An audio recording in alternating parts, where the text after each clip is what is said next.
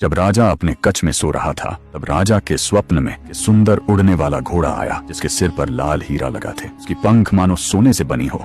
उस घोड़े पर राजा इतना मोहित हो जाता है कि अगली सुबह राजा ने मंत्री को बुलाया और कठोर स्वर में आदेश दिया, कल का दरबार अब तक का सबसे भव्य दरबार होना चाहिए। पूरी प्रजा, राजकुमार, सामंत, सेनापति कोई भी अनुपस्थित न रहे। अगले दिन महल सोने चांदी की आभा से जगमगा उठा। ढोल नगाड़े गूंज रहे थे। दरबार में जन सैलाब उमड़ पड़ा। राजा सिंहासन पर बैठे और गंभीर स्वर में बोले, मैंने एक उड़ने वाला घोड़ा देखा जिसके मस्तक पर लाल मणि जड़ी थी। जो कोई भी वह घोड़ा मुझे लाकर देगा मैं उसे अपना राज्य सौंप दूंगा, वही होगा इस भूमि का राजा। यह सुनते ही पूरे दरबार में कानाफूसी शुरू हो गई। लोग एक दूसरे को देखकर सोचने लगे, उड़ने वाला घोड़ा, क्या ऐसा भी कोई प्राणी हो सकता है? यह तो केवल स्वप्न की बात है। समय बीतता गया पर कोई आगे नहीं आया। लेकिन तभी दोनों राजकुमार आए और राजा को प्रणाम किया और बड़े बेटे राजकेतु ने कहा, पिताजी हम आपके लिए यह घोड़ा लाएंगे। दोनों राजकुमार ने यात्रा के लिए खाने पीने की वस्तु के साथ अस्त्र शस्त्र तथा 2 घोड़े मांगे। राजा ने तुरंत मंत्री को आदेश दिया और सारी व्यवस्था कर दी गई। दोनों राजकुमार निकल गए।